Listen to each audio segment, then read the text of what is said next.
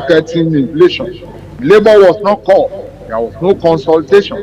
What we are only doing now is to manage the situation. Ordinarily, government that prioritize labour workers' welfare will have involved labour even after the election, that we have a president-elect. In all its economic policies, labour will have been involved, so that all of us will look at all the indices, economic indices, we will have advised based on experience as managers of the economy over a period of time. We will have advised on the implication on an average Nigerian worker. So, but this was not done.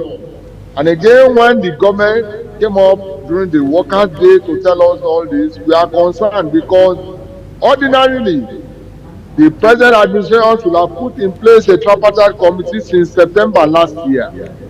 If we are proactive enough, because I believe is that the existing wage act, minimum wage act, has already expired.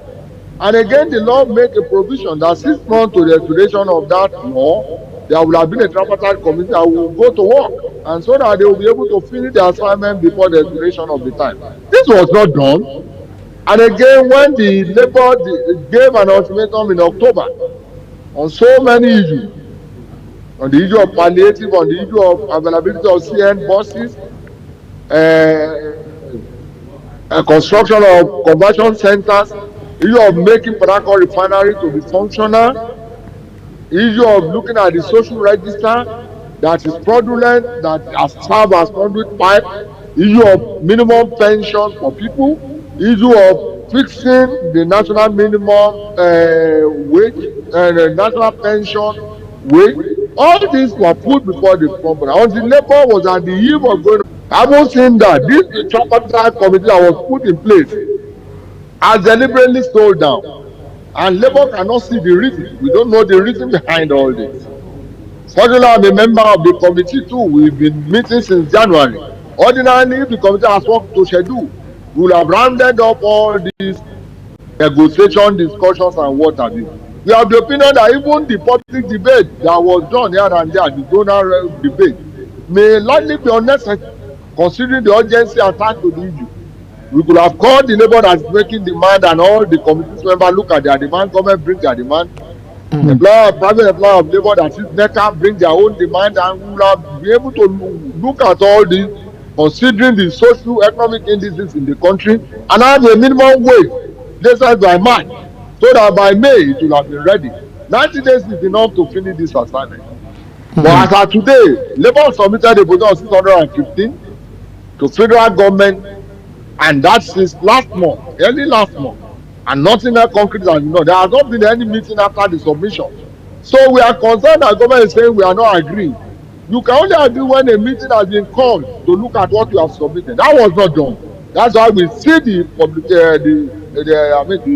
the address as largely political, and that is why Labour has given a clear-cut ultimatum.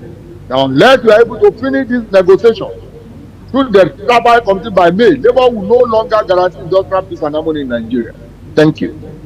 All right, Congress, the proposed 615,000 naira. Many persons have argued that it wouldn't in any way make a meaning. Should you say that the government should rather fix the economic situation, should rather make sure that our infrastructure, our refineries, and all of those indices to drive a good living of standard of workers, not just Nigerian workers, but Nigerians, should be a top priority away from just even paying 500,000, 600,000, which will also cause inflation. That's the argument of some persons. Well, the argument might be one-sided, because those who are saying it obviously does not belong to labour market. But let me put it squarely to you. There is only labour minimum wage that is starting since 2019. Electricity tariff has been increased incessantly. That's why the fact that we don't have electricity supply. The electric generating company, the GENCOs and DISCOs, have not invested a dime into electricity generation in Nigeria. In 2002, we were able to generate 4,000 megawatts of electricity. No megawatt has been added. The thing continues to dwindle between 2,000 megawatts and 4,000 megawatts. That's why that Nigerians are made to pay over 500% on electric tariff. We are paying for outright blackout. That's number one. Look at the removal of subsidy. from 2019 till date. What has been the incremental difference? You look at the issue of housing, utility. What has happened? Now let me go to statistical analysis of how we arrive at that figure. As of today, averagely, a junior worker or between levels 5 and 7 workers have to pay an housing rate or accommodation 40,000 naira per month. Electricity and power supply before the recent increase that cannot be explained by anybody in Nigeria. Electricity bill was put at 20,000 if you want to have power supply. Utility bill, that is water supply, put at 10,000 per month. Gas and kerosene, you know how much they are selling a kg of gas after today. It's put at 5,000. Food, that is 9,000 for a family of 6. You can see that is even grossly low. Times that gives you 270,000. Medical, you pray that in your family you don't have 4 people that have malaria in a month. That's why we put it at moderately 50,000. On clothing, we say, okay, continue to iron and wash what we have until those ones that are torn, 20,000 per month for a family of 6. Education, you know what we are paying. So even at kindergarten schools. But we said, okay, let us look at it. We don't expect a worker to enjoy the luxury of politicians and wealthy people. Let them pay 50,000. At least that is about 12,000 per child or 4. Now sanitation.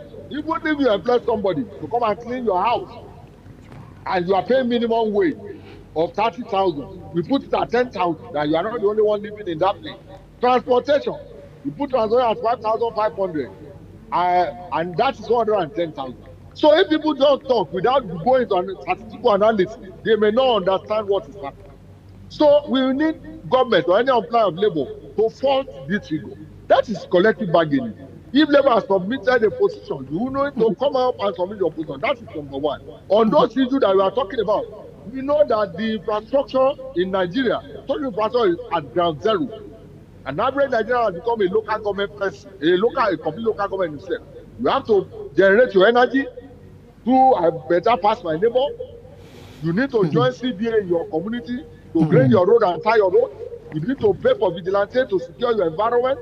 You need to do everything. In Nigeria, if we want a government that will be people-centered, people-driven, and that will deliver dividends of democracy, it is time we look at the issue of saying we are a capitalist nation.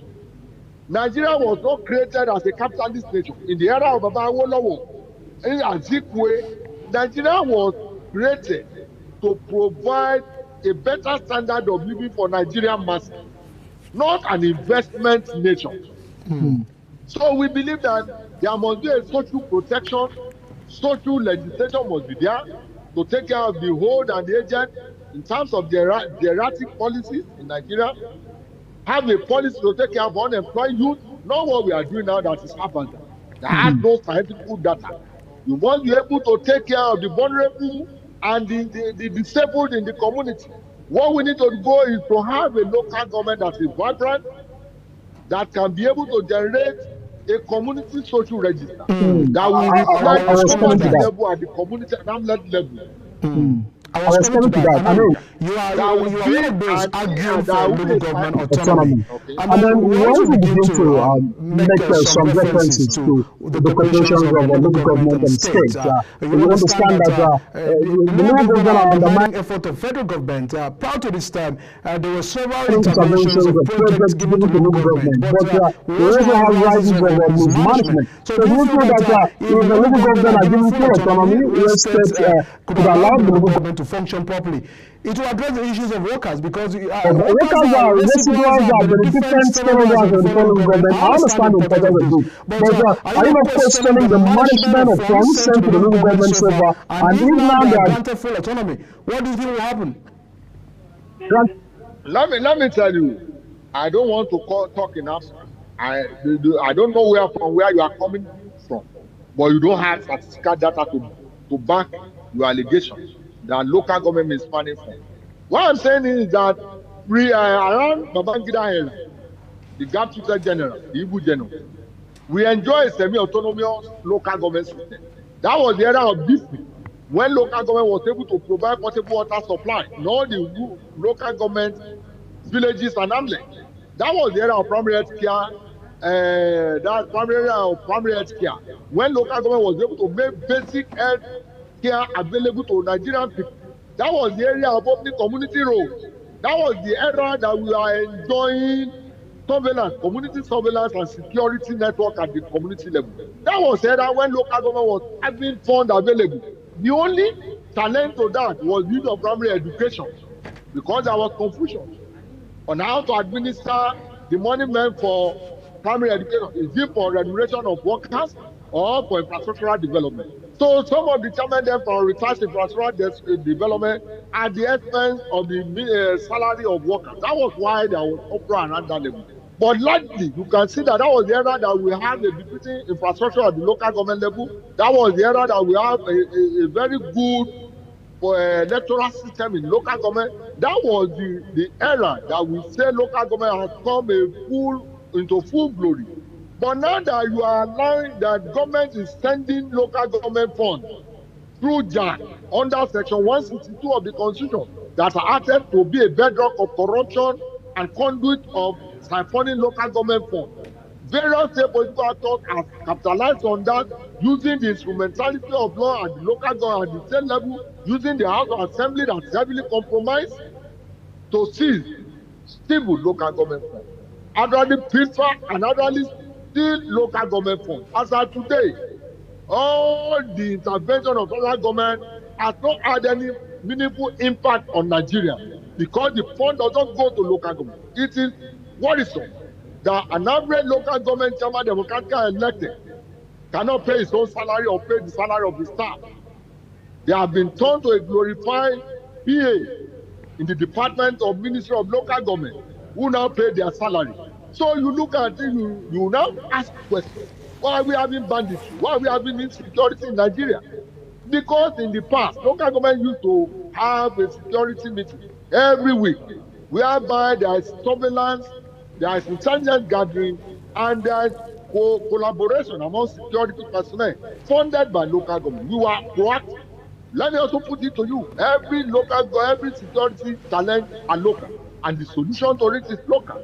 Nobody can police the rural community, rural routes and villages without involving the local content, that is the local people. They know the black spot, they know the bad boys in the area, they can effectively communicate and pass message around to police their community. Supporting somebody who is from Kwara or who is from Anambra to come and police somewhere in Lagos will not be effective unless we are able to have a local government that is vibrant, that is well sponsored, that is functional, that will be able to do this. For us now, because of the absence of that subnational government, that is why Nigeria is having myriad of problems. Talk of banditry, insurrection, hopelessness, loss of confidence in political leadership, non-transparent and corrupt political process. So if we must fix Nigeria, we must fix local government. Without fixing a local government, we can't fix Nigeria. And I pray that before it is too late, the federal government must see reason, and all political leaders must come to time with the reality of the day. Once we want to fix Nigeria, let us fix local government, so that the community GDP that will accumulate into state and federal GDP will be increased. We'll have food security at the local government level. We'll reduce the overpopulation at the city center. You and I will be able to go to your village. I want to visit you. When last did you visit your village without going to the mountain to go and pray? All right, comrade. Let's focus on negligence of workers. I mean, we also find reports where some schools have been boosted, and then you visit some schools where we find them teachers abandoning their children and the students in the classrooms. We also find some ministries some level of negligence by workers. Are you not worried about this high level of negligence, or are you saying that workers are now paid 615,000 that will arrest some of these issues? Because it's a give and take situation. What are the workers, or what are the effort workers are putting forward to making sure that our institutions are well strengthened compared to what we're having now and the high level of negligence by workers? It's simple. Even Maslow's theory of needs identify the basic need of man. food, clothing, and shelter. When an average man is dehumanized, that he cannot cater for his basic need according to Maslow theory, you don't enjoy the maximum output from that worker. The labor law says an average, a well-motivated and well-remunerated worker is an asset to any administration, any government. We are the engine room that drive the process of growth and development. And we also know the financial capability of state, local government, and federal. We also know that political class has allocated humongous benefits and salary to themselves in terms of several millions of naira. And we are the one that generate the wealth. So naturally, the government anti-worker policy further demoralize workers. Then let's go to ILO convention that talk about decent work agenda to make a worker stay at work and put the optimal effort. The working condition must be conducive. You must prepare, you must produce materials to work. You must make that place clean. You must also try to provide enabling environment. All these are missing. Go to class school. Some of the teachers, you need to pity them. They give lectures to students under the trees. Some of the classrooms has no window. Some of the teachers have to use their money to buy chalk to teach the pupils. Some of them will have to trek about 3-4 miles to go to school and teach the students. We need to commend the effort of this teacher for even being at work. And now maybe when you go to that school, you know, some states, because they realize that teachers can no longer even pay transport, talk less of rent. They decided to give 2 days, 1 day off. Maybe when you visited, maybe within that time that they are not on duty. But that is not to make excuse for bad acts among them. No matter what happens, it's a profession that we are choosing. It's our calling. Whether we are well fed or not, we know there are better days ahead. We don't pray that teachers will get their dividends of their service in heaven. We must get it here. So we need to encourage them. The government need to do what is needful by paying minimum wage and provide an enabling environment in line with decent work agenda. There should be no discrimination, whether you are a woman, you are a physically challenged, or what have you. Once you are able to deliver, they should encourage you. And also parents must also take to good parenting, so that they must be able to manage their children and pupils at home. Unfortunately, we have abolished corporal punishment. Most of the pupils are unruly. They don't come to class, and when they come to, they look at others who are their seniors who are involved in criminalities and yahoo and drug addicts, and they want to do that. But notwithstanding, we should commend Nigerian workers for working under this excruciating pain and deprived economic environment. Thank you. Comrade Ambali Olotunji is president of NAWGE, who joins us on the program to discuss these issues of workers. And of course, we're looking forward for better days of Nigerian laborers. And we are our thoughts and prayers that we will be union. And of course, also calling on the federal government to give the labor a maximum cooperation. Many times for joining us on the program this morning. Looking forward to our second edition of this discussion. Thank you very much. And that's the wrap up on the Global Morning here on Global Television. Of course, we deeply appreciate the calls of journalists on the program and the deep stories and discussions we actually have on the program. See you again on Monday. Welcome to Global Morning. The death toll from flooding. Most time our politicians just bring in policies too, for sure. Incidentally, we have several more stories. The legislature was carefully crafted to 22.2% inflation rates as of April this year. What does that say about where we are as a country? I think Nigeria has resorted to being resilient. Before you call a police station, before they even leave, they'll take permission from. I don't think there's really anything on ground to improve. The struggle, the ASU strike. You have done their work, you have put us to the wall. We are not the slaves. I'm not a small boy. You should have given me the report. I have not seen the report.